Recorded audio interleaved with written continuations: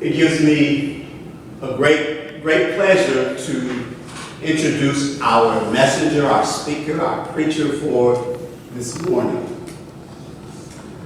Reverend Edith A. Love. I met Edie, as I call her, a number of years ago when I walked in my classroom at the University of Memphis, and sitting down at the front of the classroom was this young lady who was brash, bold, bright. She said loud. That had this passion for life, passion for people, passion for justice that I saw that day, and it continued throughout the remainder of the semester. And it even carried on beyond that time. We ultimately became good friends. And she's someone who you will see in the community, very often lifting her voice. I often tell her how courageous and bold that she is, because she speaks truth to power. And I'm glad to know her. Sometimes people have to pay a certain price when they do challenge the status quo, and she's certainly done that. But I wanted to invite her this morning to come and to share. There was another time she was supposed to come and speak for Open Heart. We had everything scheduled, but the weather decided that particular day to bring ice and cold and all of that. We never really got back around until today to reschedule her to come, but it's the perfect time, the perfect day. Won't you join me in welcoming our messenger for this morning, the Reverend Edith A.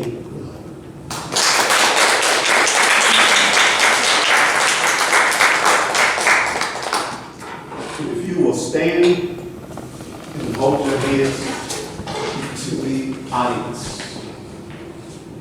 If you will repeat after me, Reverend Edie.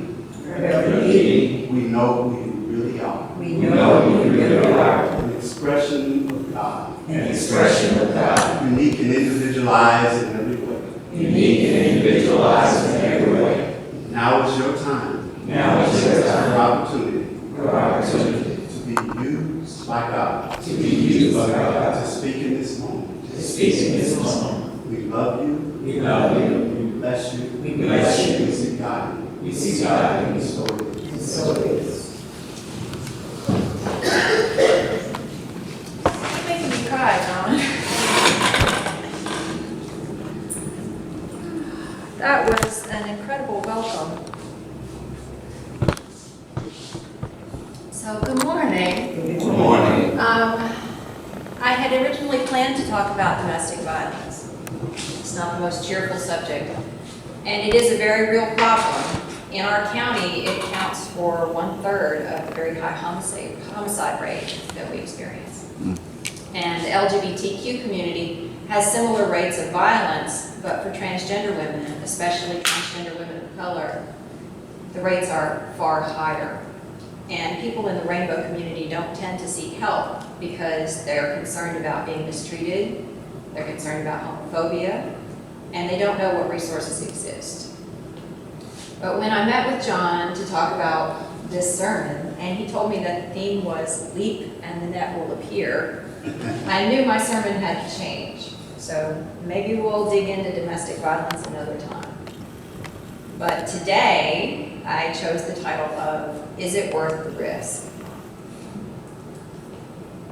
So to start off with, I'm a Unitarian Universalist. And what that means is I'm part of a faith tradition that is broad and wide and encompasses a great deal. We're a combination of two groups, the Unitarians, who believed in one indivisible divinity. They denied the Trinity, which got somebody named Servetus burned at the stake in the 1500s, I don't remember. And they believed that it was more important to be a good person than to worry about who we worship and how we worship. And the Universalists believed that the absolute goodness of the divine could never condemn anyone to hell. So universalism, everybody gets to go. If we're going, we're all going together. These two separate strands joined together in 1961. And I went through and listed all the things that we believe, which is going to take up a whole other page, and y'all can just go look at the website. I'm just going to skip that. So one of the most important foundational tenets of our faith is a firm devotion to fighting with those who are marginalized. And I would say if Reverend Dr. King called himself a drum major for justice, many of us might argue that we're foot soldiers in that same battle. So it is my great joy to be with you today at the kind invitation of your pastor, Reverend John Gilmore, who was my very first professor at the University of Memphis in 2006. Wow. And he was immensely supportive and encouraging of me. He was on my committee to get me to where I am now. It took me 5 years in undergrad and another 6 in seminary. I took the long, slow path. And there have been speed bumps in the road of my life in the last few years. And I've been feeling a longing for a while now. It's like a magnet pulling me. I want to have church outside, under a cathedral of trees and sky and wind and sun. I think maybe because I had a fairly rotten childhood, I feel a distinct kinship with anybody that's had a tough time in life. To people who've been unhoused, despised, abused, made to feel unwelcome. And I think there's a lot of folks that don't feel right inside any church, even a wonderful, welcoming church like this one, who could just use somebody to talk to out there. The problem with my wonderful idea is that nobody I know of pays ministers to do that. And my family needs things like food and shelter, like everyone else. Ministers aren't special in that way. Somehow, they have to take care of themselves and their families too. So what am I going to do about this? What do you do when you want something so badly you can feel it all the way down into your bones? Something's real. It's calling to you. And maybe it's really scary, thinking about what you want, how are you going to get there? Maybe you always wanted to be a chef, or grow roses, learn how to paint. Maybe you wish that you had a special friend or a partner. Or maybe you want to take yourself a little further in the relationship you already have and make yourself vulnerable and go deeper and be closer to somebody. But taking that risk is terrifying. Maybe you're at a job that isn't fulfilling or isn't fair to you, and you want to look for something else, but you worry about losing what you already have. I'm guessing I'm not the only one who's had an unusual dream, something that calls to you. I bet everybody here has something, even if it's just calling up somebody on the phone and saying, you know what, something you did for me way back when really made me feel better, really encouraged me and helped me in a tough time. So if y'all don't mind, if you would close your eyes for a second, and let's just imagine there's a thing in your life, something that's calling to you, that you long for. It whispers to you in your dreams. It pops up and bugs you when you least expect it. It won't leave you alone. This thing, and I bet you considered it. I suspect you've worried about what might happen if you tried it. Let's open our eyes again. So what could go wrong? You could fail. You might mess up. People might laugh at you. There are people in your family maybe who depend on you that could be severely impacted. You could lose money. You might lose friends. You could be fired. You might get your heart broken. You You might break somebody else's heart. Mm. You might be worried about all of the things which seem to be in the way, which could be significant, mountain-sized things, at least in your mind. Obstacles, difficulties, pain. How hard would it be to strive for the thing that you want? There's a lot to consider. There's so much that could go wrong. You might need to talk to your spouse, or your parents, or your kids, weigh the options. All these things are true. These are the realities which we as human beings live in. What I'm wondering though, what are genuine consequences that could realistically happen? And what are letting the wild horses of fear run away and drag you down the street? What's a realistic caution, and what's being afraid of the unknown?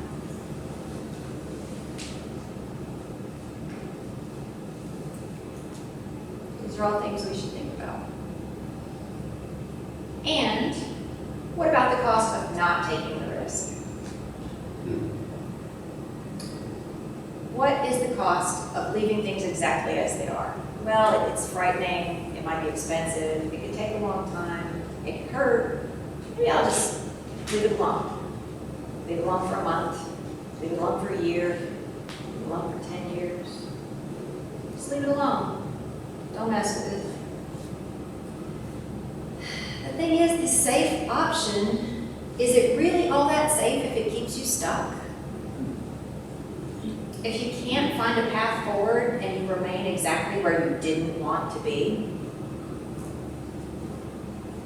you could stay in the job, in the unhappy situation, in a state of inertia or even despair. You could stay there. So I asked my friends on Facebook, the addiction of people of our time, at least my age, and about 50 of my friends answered. And if you want to see everything they said, catch me later, I'll show you. One of my friends said this: you've survived 100% of your bad days so far. Your track record's pretty good. My friend, Reverend Lindsay Byard, said, when you are taking the risk, when what you are taking the risk for means more or greater than what you fear, the leap is inevitable.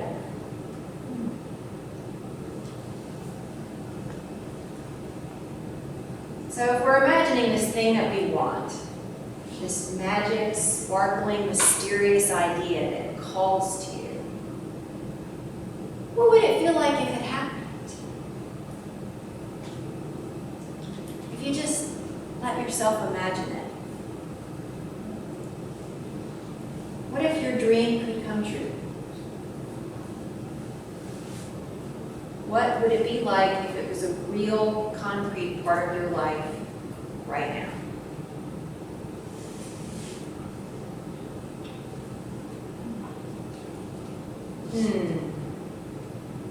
Robert Frost famously said the only way out is through. So whatever that thing is, it's pretty likely it's going to require some hard work, maybe some money, some perseverance, significant sacrifices. It's not going to be easy. This thing that calls to you that won't leave you alone. But if it was easy, as the saying goes, everybody would be doing it, right? Mm. And the fact that you have to fight for it might make it that much sweeter when you finally get there. So I heard this story. Once upon a time, two seeds lay together in the fertile ground. The first seed said, I want to grow. I want to send my roots deep into the earth. I want to push up through the ground. I want to reach and stretch and find out what's out there in the world. I want to feel the warmth of the sun. I want to discover how it feels to be as developed as I can be, to to fully live into myself. And so she grew. She flourished. She blossomed. She was glorious and big and bright. The second seed said, I'm afraid. I'm so frightened. If I send my roots into the ground below, I don't know what's down there. I don't know what I might encounter. If I push my way through the soil above, I don't know what's up there either. It could be terrible. There could be really bad things. What if I emerge above the ground and a bug eats me? I've heard that the world is a very dangerous place. If I were to open myself, somebody might pull me up by the roots. No, it's much better for me to wait until it's safe. And so she waited, and she waited, and she waited a little more. And later on, a bird came scratching around and found her and ate her. The moral of the story: those of us who choose safety instead of taking the risk to grow can get swallowed up by the chicken of life. Y'all might recall Helen Keller, pretty famous person a long time ago. She said this: security is mostly a superstition. It does not exist in nature, nor do the children of humanity as a whole experience it. Avoiding danger is no safer in the long run than outright exposure. The fearful are caught as often as the bold. Life is either a daring adventure or nothing. To keep our faces towards change and behave like free spirits in the presence of fate is strength undefeatable. That's a pretty powerful quote. One story from my friend Debbie, who lives in Hawaii. She said, 2 years ago, my daughter drove to South Point, a cliff that is popular for jumping into the water. It is also very dangerous, and it is reserved for people who are not of the faint of heart. She was going through a rough time in her life, and she told no one that she was taking the drive to go jump. She sat and studied the wave patterns and how they crashed into the cliff. For 3 hours, she sat there and she thought about it. Do I want to do this? After this long contemplation, she found the strength and courage to take the 50-foot plunge.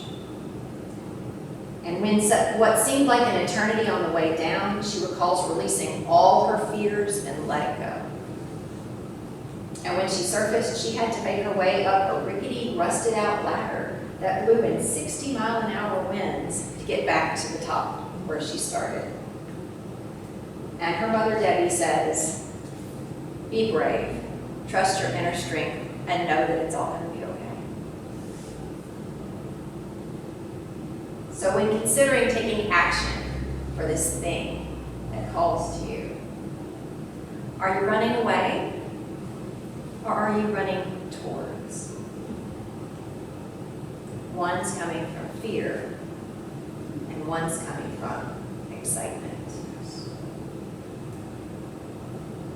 So I wonder if we just gathered support, did research, made plans, and then maybe we can all find the courage to believe in that beautiful, glittering, gorgeous possibility.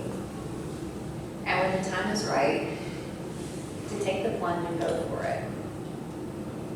None of us know how long we have on this earth. We don't. So we might as well go for it. Let's live into our dreams, y'all. Amen. Blessed.